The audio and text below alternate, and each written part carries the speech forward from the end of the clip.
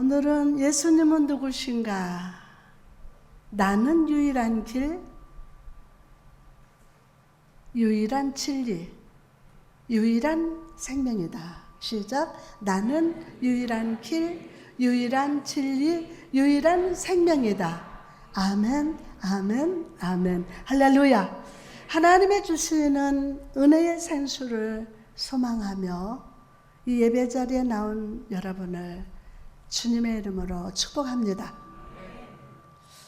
우물가에 여인을 찾아가셨던 우리 예수님께서 오늘 인생의 우물가에 서서 여러분의 갈급한 마음을 만족하게 하시고 참된 평강으로 채워주실 줄 믿습니다. 지난주 우리는 흔들리고 두려워하는 제자들을 위해서 소설을 예비하시겠다고 약속하시는 예수님의 음성을 들었습니다.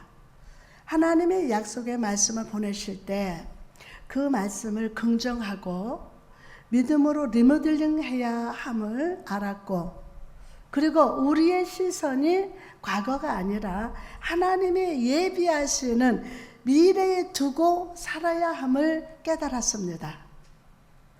두려워하고 염려하는 제자들을 향해서 처소를 예비하러 간다고 말씀하신 예수님께서는 제자들에게 이런 말씀을 하시는 것으로 본문을 시작됩니다. 본문 4절을 보니까 내가 어디로 가는지 그 길을 너희가 아느니라. 주님은 제자들에게 너희는 내가 어디로 가는지를 안다 라고 하십니다. 그런데 5절에 보면 도마는 주님이 어디로 가시는지 알지 못한다고 대답을 합니다. 도마가 이르되 주여 주께서 어디로 가시는지 우리가 알지 못하거늘 그 길을 어찌 알겠사옵나이까? 제자들은 주님이 가시는 길, 우리의 죄를 위해서 십자가에 못 박혀오시고 피 흘리시면서 죽으실 것을 모르고 있었어요. 죽으셨다가 다시 부활하시사 모든 인간을 죄와 사망에서 구원하실 그 길을 가실 것을 모르고 있었습니다. 사실 예수님께서는 주님께서 십자가에서 죽으실 것을 계속 제자들에게 말씀하셨어요. 마태복음 17장 22절에서 23절 말씀 보니까 이르시되 인자가 장차 사람들의 손에 넘겨져 죽음을 당하고 제3일에 살아나리라 하시니, 누가복음 18장 32절에서 33절 말씀 보니까 인자가 이방인들에게 넘겨져서 해롱을 당하고 능력을 당하고 침뱉음을 당할 것이며 그들은 모여 채찍질하고 그를 죽일 것이나 그는 3일 만에 살아나리라. 3일 만에 살아나리라 하시되, 자, 요한복음 2장 19절에 뭐라고 말씀하셨냐면 예수께서 대답하여 이르시되 너희가 이 성전을 헐라 내가 사흘 동안에 일으키리라.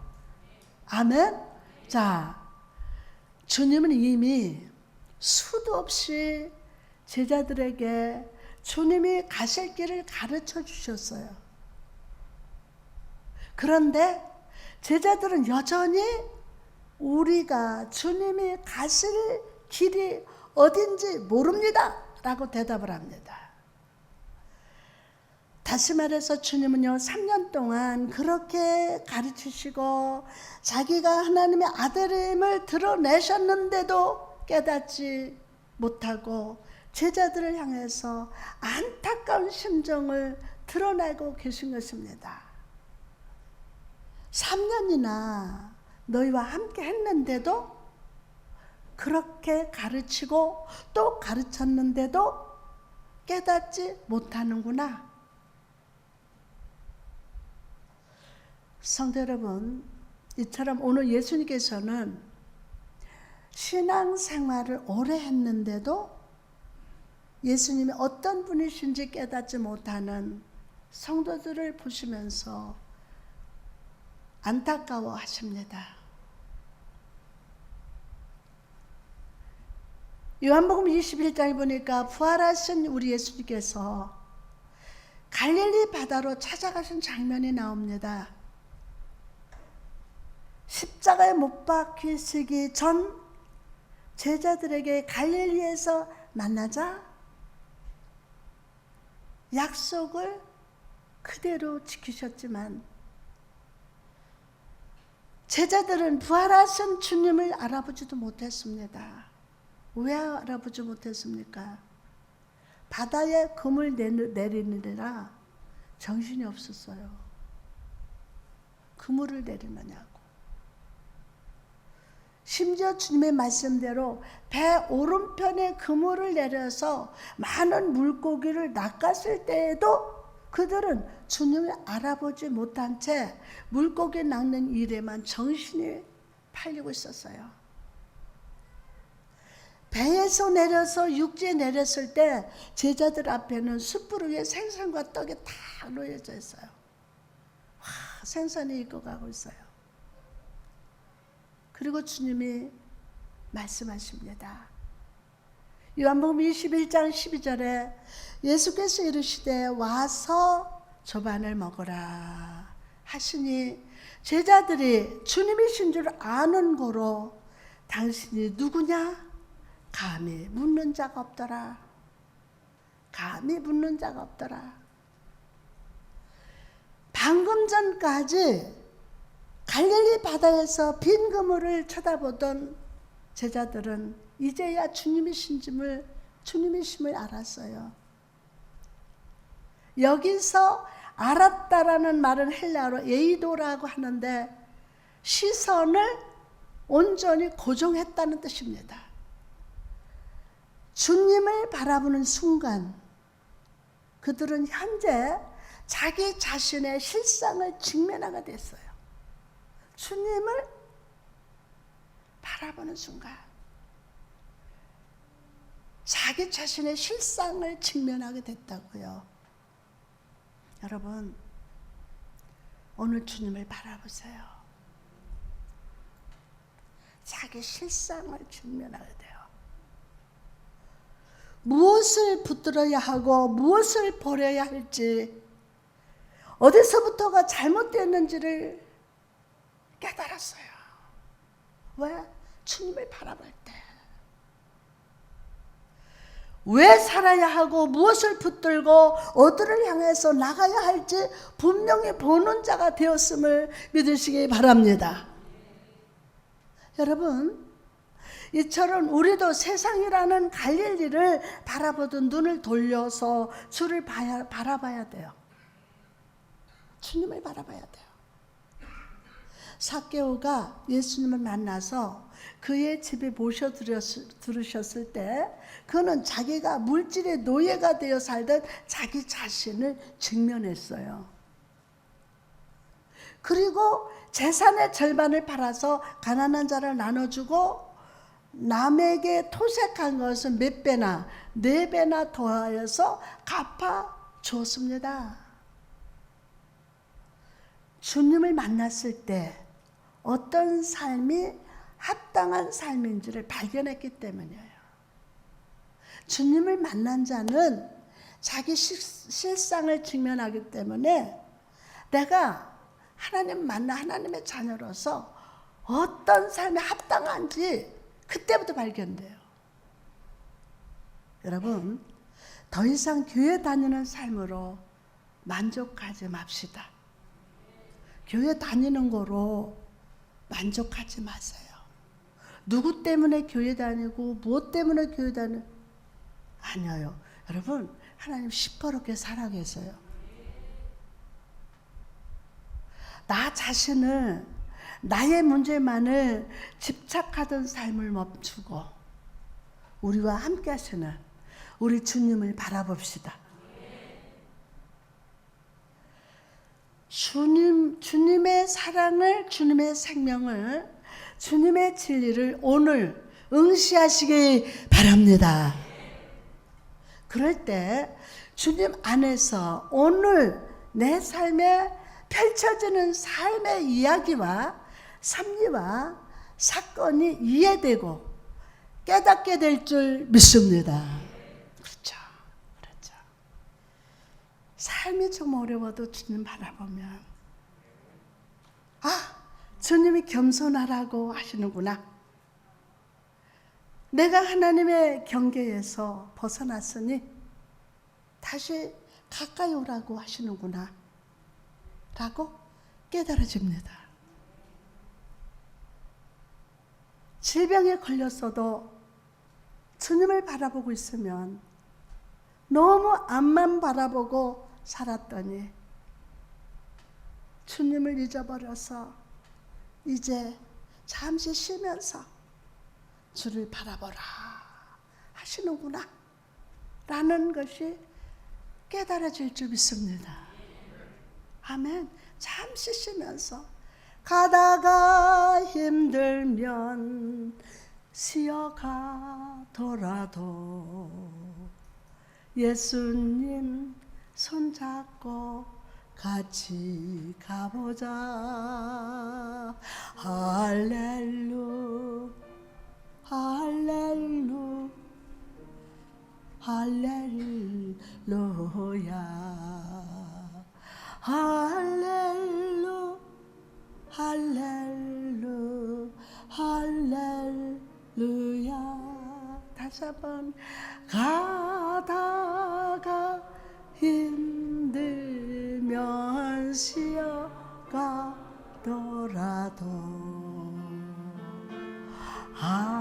하나님 손잡고 같이 가보자. 잠시 쉬면서 주님을 바라보라. 이 코로나19라는 질병 가운데서도 이번에 치유세미나를 통해서 내 마음과 생각과 영역을 치유하시는 주님의 손길이 얼마나 감사한지 몰라요. 이번 치유세미나는 특별했어요. 전부 다 고백을 듣어요. 고백이. 오늘 그 치유가 여러분에게도 임할 줄 믿습니다. 아멘. 그러므로 여러분 오늘 주님을 아는 자가 됩시다. 여러분의 시선을 주님께 고정하시기 바랍니다. 그럴 때 주님의 제자들처럼 삭개오처럼 나의 삶의 실상을 직면하고 발견하게 될 줄 믿습니다. 나를 한결같이 사랑하시는 주님, 그 주님의 뜻을 발견하고 복잡한 삶의 질서가 세워지는 회복의 역사가 나타날 줄 믿습니다. 여전히 예수님이 어떤 분이신지 깨닫지 못하는 제자들을 향하여 주님은 자기를 계시하십니다. 본문 6절 말씀 보니까 예수께서 이르시되 내가 곧 길이요 진리요 생명이니 나로 말미암지 않고는 아버지께로 올 자가 없느니라. 한 명의 선생님이 아니라 한 명의 선생님이 아니라 성자 하나님으로서 임마누엘 하나님으로서 예수님은 자기가 누군지를 가르치시는 거예요. 자기가 누군지를. 내가 곧 길이요 진리요 생명이다. 이 말씀 원어를 보면요 정광사가 붙어 있습니다. 그 말은 예수님은 세상에 여러 가지 길, 여러 가지 진리, 여러 가지 생명 중에 하나가 아니라 유일한 길이요, 유일한 진리요, 유일한 생명이 된다고 선포하고 계십니다. 특별히 주님은 이 선언을 현재형, 이 선언을 현재형으로 하고 계심을 주목해 보십시오. 헬라에서 현재형은 영원히 변하지 않는 진리를 나타날 때 쓴다고 합니다. 즉 예수님이 유일한 길이요, 유일한 진리요, 유일한 생명이라는 선포는 과거, 현재, 미래 모든 시대와 민족을 뛰어넘어서 변함없는 진리임을 믿으시기 바랍니다. 아멘. 그러면 먼저 예수는 인생의 유일한 길이 되십니다. 인생의 유일한 길. 예수 그리스도는 십자가에서 보혈을 흘리셨습니다. 겉으로 볼 때는 너무 잔인한 죽음처럼 보였지만 십자가에서 피 흘리시는 그 사건을 통해서 우리를 죄와 사망에서 옮기시사 저 천국의 처소로 인도하십니다. 그래서 세상의 길이 아니라 은혜의 역사가 넘치는 곳으로 부르시는 길이 되심을 믿으시기 바랍니다. 할렐루야. 그러면 마가복음 2장 보니까 예수님께서 세리 마태를 부르시는 장면이 나옵니다. 14절에 알페오의 아들 레위가 세관에 앉아 있는 것을 보시고 그에게 이르시되 나를 따르라 하시니, 인생의 목적을 잃어버린 레위의 세계 속에 주님이 찾아가셨어요. 그리고 길이 되시는 주님은 어떤 의미도 찾을 수 없는 그의 삶을 변화시켜 주셨음을 믿으시기를 바랍니다. 그러면 여러분, 이처럼 예수 그리스도는 이 예배 자리뿐만이 아니라 삶 속으로, 여러분의 이름이 쓰여진 세계 속으로 들어가십니다. 그리고 물이 변하여 포도주가 되듯이 여러분의 삶을 의미 있는 삶으로, 축복이 넘치는 삶으로, 가능성이 이루어진 삶으로 본질을 바꿔주심을 믿읍시다. 그럼 주님이 우리 삶에 찾아오실 때 그분이 하시는 일은 무엇입니까? 그분이 하시는 일, 바로 주님의 세계로 나를 부르시는 거예요. 주님 나를 부르셨으니, 주님 나를 부르셨으니, 이 몸 바쳐서, 이 몸 바쳐서 주의 일을 하렵니. 다 같이 주님, 주님, 나의 기도를 들으사 영원토록 주님만을 사모하게 하옵소서. 여러분, 한 분 한 분을 주님이 부르셔서 오늘 예배 자리에서 주님 보이세요? 안 보이세요? 그럼 육신의 눈으로는 보이지 않지만 영이신 주님은 이 자리에 오셔서 여러분 함께 하십니다. 참 강단에 서서 이렇게 설교하다 보면 참 여러분 곁에서 여러분이 지금 불신이 있어도, 믿음이 없어도, 너 왜 그렇게 사니? 그러시지 않더라고요. 바늘로 콕 찔러 말씀, 그냥 한 말씀이라도 콕 찔러서 깨닫게 하시는 사랑으로 이렇게 안아주시면서 내 너를 떠나지도 않으리라, 내 너를 버리지도 않으리라. 떠나지도 버리지도 아니하신대요. 여러분 안심하십시오. 주님이 늘 여러분과 함께 하시고 지키시고 돌봐 주십니다. 여러분의 이름이 쓰여진 세계 속으로 주님이 들어가십니다. 예배 시간만이 아니라 여러분의 삶의 현장에. 그래서 저 의미 없는 아주 그 물이 변해서 포도주가 되듯이 여러분의 삶을 의미 있는 삶으로, 축복이 넘치는 삶으로, 가능성이 이루어진 삶으로 본질을 바꿔 주십니다. 아멘. 바로 주님의 세계로 나를 부르신다는 거죠. 주님의 세계로. 예수님은 세리를 주목해 바라보셨어요. 세리하면 옛날에 그 주변에 있는 집들이요, 옛날에 충청 똥뚝간이라고 그러죠. 이렇게 대변, 뒷간을 세리한테 다 그쪽으로 향해서 변속관을 쳤대요. 그 정도로 세리를 싫어하고 저주하고 이래요. 근데 예수님은 세리를 주목해 보셨어요. 중심을 살피시는 예수님의 눈은 그가 영적인 것을 받아들일 만한 준비가 잘 돼 예수님을 보셨어요. 그의 영혼은 예수 그리스도가 선포하시는 진리를 잘 받아들일 만한 가능성이 있음을 보셨다니까요. 왜? 세리가 키는 작고 뽕나무 위로 막 올라 주님의 딱 바라보시고, 야, 쟤는 나를 영접하겠구나.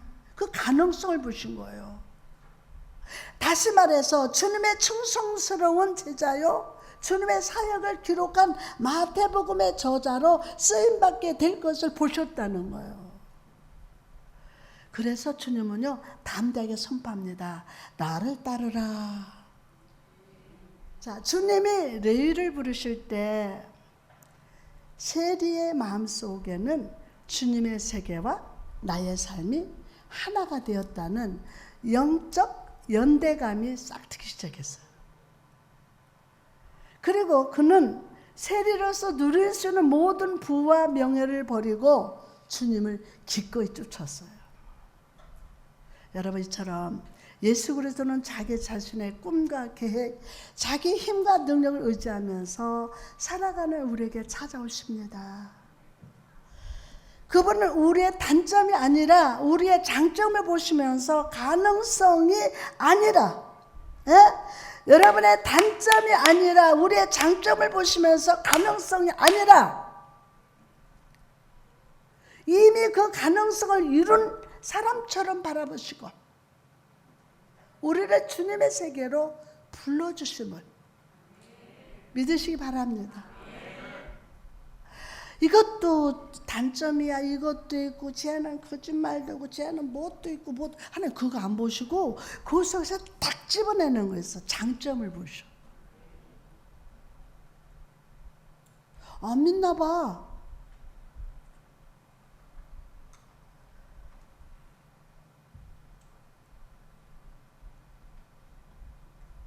여러분, 오늘 나를 따르라 는 예수 그리스도의 음성에 아멘 할 때 그분은 지친 여러분의 영혼에 손을 다 내밀어 주시고 여러분을 격려하며 여러분의 삶을 주의 은혜로 풍요롭게 하실 수 있음을 믿으시기 바랍니다. 다음으로 예수는 인생의 유일한 진리가 되십니다. 유일한 진리. 예수는 그분의 말씀이 진실되거나 참되다는 수준을 넘어서서 그분 자신이 진리가 되십니다. 진리 대신 예수를 믿을 때 우리 삶의 진리처럼 울려 퍼지는 거짓 진리와 사단을 유혹하는 음성이 분별됩니다. 분별돼요. 사탄이 아담과 하와를 타락시킬 때 가장 먼저 공격했던 것은 인간으로 하여금 하나님의 말씀이라는 진리를 소문처럼 흘려듣게 만든 거예요. 소문처럼 흘려듣게 만드는 거예요. 선악과를 먹으면 반드시 죽으리라 라는 진리를 혹시나 죽을지도 모른다는 말로 바꿔버렸어요. 이처럼 우리가 수많은 설교를 듣고 말씀을 많이 읽어도 마음에 확신이 없는 이유는 진리의 말씀은 소문처럼 듣기 때문이에요. 소문처럼. 말씀의 진리가 내면에 깊이 뿌리 내리지 못하고 내 생각, 내 계획에 파묻혀 버리고 소문처럼 귓가를 떠돌다 사라지기 때문이에요. 그런데 참 신기한 것은 사람들의 입을 통해서 전해주는 소문은 진리처럼 듣습니다. 하나님 말씀은 안 들어. 아니, 그래도 복음을, 말씀을 전하는 목사 말은 좀 들어야 되잖아. 내가 들어봤는데 누구누구 집사가 이런 일을 했대 라는 소문을 듣습니다.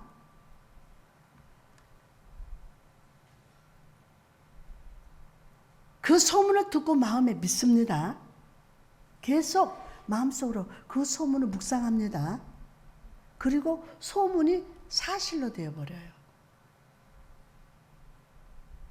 근데 여러분, 만약 그 소문이 사실이 아니라 중간에 말을 전달한 사람이 사실을 바꾼 것이라면 어떨까요?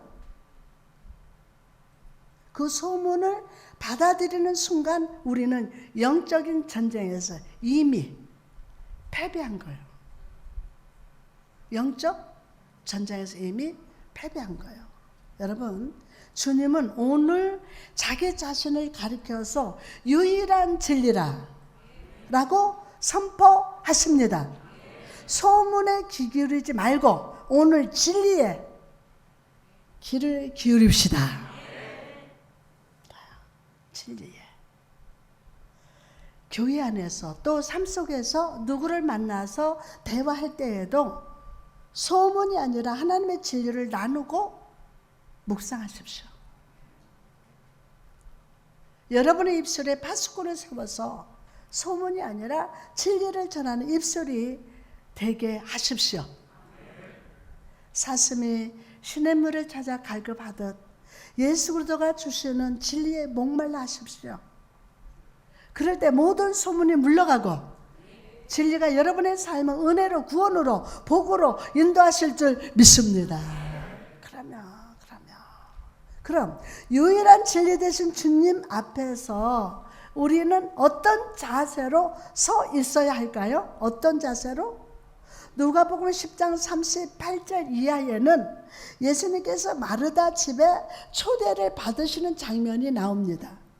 마르다와 마리아가 주님을 기쁘게 영접하고 주님을 대접하는데 마르다와 마리아의 대접하는 스타일이 다른 것을 봅니다. 그 두 사람이 스타일이 달라요. 먼저 마르다는 주님을 위해 좋은 음식을 대접하려고 분주하게 준비하고 있습니다. 우리 예수님, 내가 맛있는 식사해드려야지, 고기도 자체해야지, 잡채도 해야지, 뭐 도묵도 해야지, 막 바빠. 그때 잡채가 있었을까? 그 당시에? 그런가 하면 마리아는 주님의 발치에 앉아서 그분이 주시는 말씀을 잘 듣고 있습니다. 주님을 바라보면서 주님의 입술에서 나오는 말에 집중하면서 잘 들음으로써 예수님을 정신적으로, 인격적으로 대접을 드렸어요. 오래전 목회 초창기 때 성도들 집에 신방을 가보면 예배 드리는 것에는 관심이 없어. 목사님 빨리 끝내시고 몇 시에 예약해놨어요. 그 시간 가야 돼. 예약해놨고 그러고 목사님 오신다고 집치다가 지쳐버려. 물론 목사님을 잘 대접하려는 마음은 참 감사합니다. 대접해야죠. 주의 종인데. 그런데 저는 말씀을 전하러 갑니다. 말씀으로 가정을 축복하러 갑니다. 제가 할 수 있는 거는 최선밖에 없어요. 여러분을 내가 축복하긴 하는데 축복하시는 분은 우리 아버지세요. 그러면은 주의 종은 통로로 가잖아요. 가면은 최선을 다하는 거야. 그럼 그 집에 하나님 축복하시는 거예요. 말씀을 듣는 분이 말씀을 잘 받아들이고 그 말씀대로 살기를 바랍니다. 그 말씀이 그 가정을 축복하기 원합니다. 말씀을 잘 듣는 것, 이것이 주의 종을 가장 대접하는 것인데 이 귀한 대접을 놓치는 거죠. 그리고 예배 정말 행복하게 축복하고 드리고 제일 좋은 음식 대접해. 어머나 아멘은 사람 하나도 없어. 저 뒤에 우리 처음 오신 집사님이 아멘인 것 같아. 제일 좋은 거로 대접해요. 아 이제 배부르겠다 내가. 여러분 진리 되신 예수님을 가장 잘 대접하는 것이 무엇입니까? 보여요? 주님을 존경하는 마음을 가지고 주님을 사랑하는 마음을 가지고 주의 말씀을 수용하고 전적으로 아멘이 될저다. 주의 말씀이 옳습니다. 주의 말씀대로 살겠습니다. 아멘! 이라고 할 때 예수님께서는 그 어떤 음식보다 진수성찬보다 더 기쁘게 여기심을 믿으시기 바랍니다. 마지막으로 예수님은 유일한 생명이 되십니다. 자, 여러분은 이것은 단순히 오래 사는 삶의 연장을 말하는 것이 아닙니다. 부활이요 생명 되신 주님께서 믿는 모든 자를 온전히 복된 상태로 유지하시는 분이라는 뜻입니다.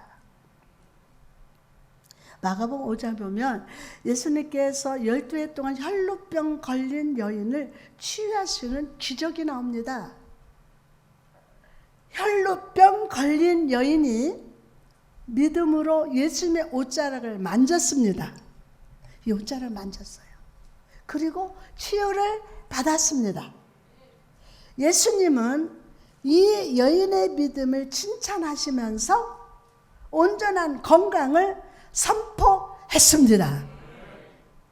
그렇게 말씀하시는 도중에 야이로에게 한 가지 소식이 들려옵니다. 딸이 죽었다는 거예요. 이미 죽었는데 예수님이 오실 것 없다는 겁니다. 딸 죽었는데 이미 죽었습니다. 예수님 오실 필요 없습니다. 35절 보니까 아직 예수께서 말씀하실 때에 해당장의 집에서 사람들이 와서 해당장에게 이르되 당신의 딸이 죽었나이다. 어찌하여 선생님을 더 괴롭게 하시나이까? 겉으로 보면 예수님을 향해서 예의를 지키는 행동이었어요. 죽었는데 굳이 오실 것이 없다는 겁니다. 수고하실 필요가 없다는 겁니다. 그러나 이 행동 속에서 우리는 사람들이 예수님을 어떻게 생각하는지를 알게 됩니다. 즉 사람들은 예수님을 병자를 치유하고 귀신을 쫓는 분, 죽음의 위기에 있는 사람을 살리실 능력이 있다고 믿었습니다. 있다고. 그렇기 때문에 야이로는 죽기 직전에 딸을 치료해달라고 주님을 찾아갔던 거예요. 그러나 그들에게 예수님은 죽은 자는 살릴 능력이 없는 분이었어요. 그러니 죽었는데 굳이 오실 필요 없다는 것입니다. 아무리 당신이 치유의 능력이 있어도 죽은 자는 살릴 수 없다고 생각했던 것입니다. 그리고 이 사실을 들은 야이로는 모든 기대가 사라지고 딸이 죽었다는 사실에 마음의 두려움이 가득 차게 되었습니다. 여러분 여기서 우리는 중요한 질을 깨닫습니다. 우리 삶에 다가온 죽음, 고난, 시험이 우리를 절망하게 하는 것이 아니라 시험이, 고난이 절망하게 하는 것이 아니라 예수님이 하나님이시여 전능하시며 죽은 자를 구원하실 수 있는 능력이 있다는 사실을 깨닫지 못할 때 절망은, 죽음은 우리를 사로잡습니다. 사로잡아요. 바로 직전에 혈루병 걸린 여인은 예수님을 온전히 믿었기에 질병이 치유받았어요. 받았죠? 그런데 동일한 장소에서 한 사람은 그 예수님을 제대로 이해하지 못해서 절망에 빠졌습니다. 그들은 예수님에 대해서 주님이 아니라 선생 한 명의 랍비로 생각했습니다. 여러분, 여러분에게 예수는 어떤 분이십니까? 어떤 분이세요? 정말로 생명의 주님이 되심을 믿습니까? 믿습니까? 혹시나 여러분도 마음속에서 이 문제만큼은 예수님도 어쩔 수 없을 거야 라고 생각하고 있지는 않으십니까? 이 정도는 사람이 할 수 있는 건 내가 하고 그래서 이러는 분도 있고요.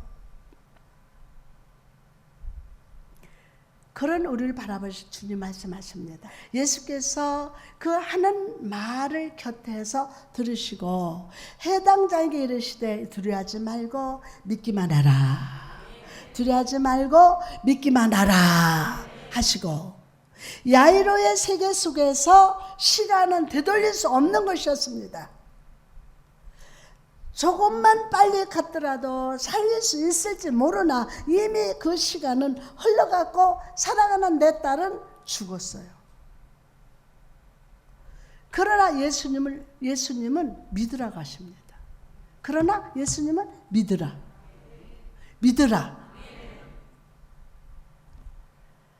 예수 그리스도를 너가 온전히 믿으면 예수 그리스도는 그 시간을 넘어 그 죽음을 넘어 너에게 생명과 구원을 주실 수 있는 분이심을 그 힘과 능력이 있음을 깨우치고 격려해 주실 수 있는 분이라는 것입니다. 믿으시면 아멘.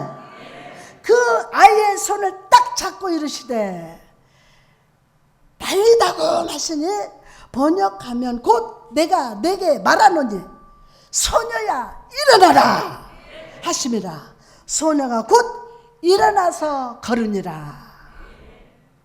아멘. 예수님은 죽은 아이의 손을 잡으시고 달리다가 하셨습니다. 아이야 일어나라 하십니다. 마치 어머니가 아침에 사랑하는 아이를 깨우듯 주님은 이 아이의 손을 잡고 죽음에서 깨우셨어요.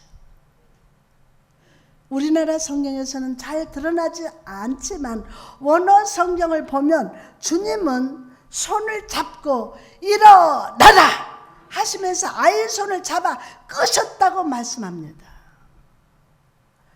그리고 아이가 일어나서 방을 걸을 때도 주님은 그 손을 놓지 않고 손잡고 함께 걸었어요. 손잡고.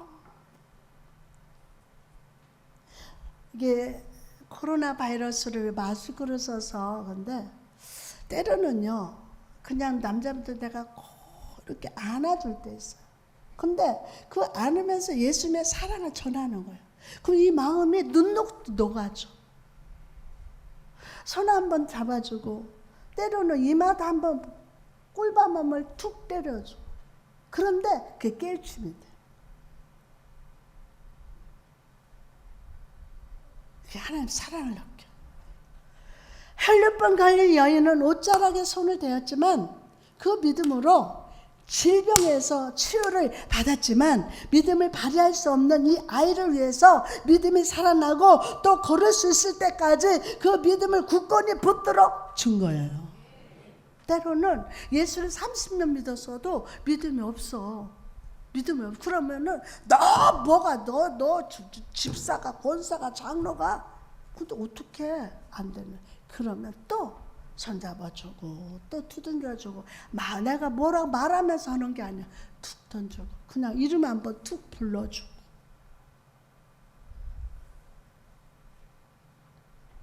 여러분 예수 그리스도는 우리의 유일한 생명이 되십니다. 그분은 오늘도 우리 삶에서 역사하는 모든 죽음의 고통곡을 물리치시고 우리에게 생명으로 찾아오십니다. 아멘. 달리다금 사랑하는 딸아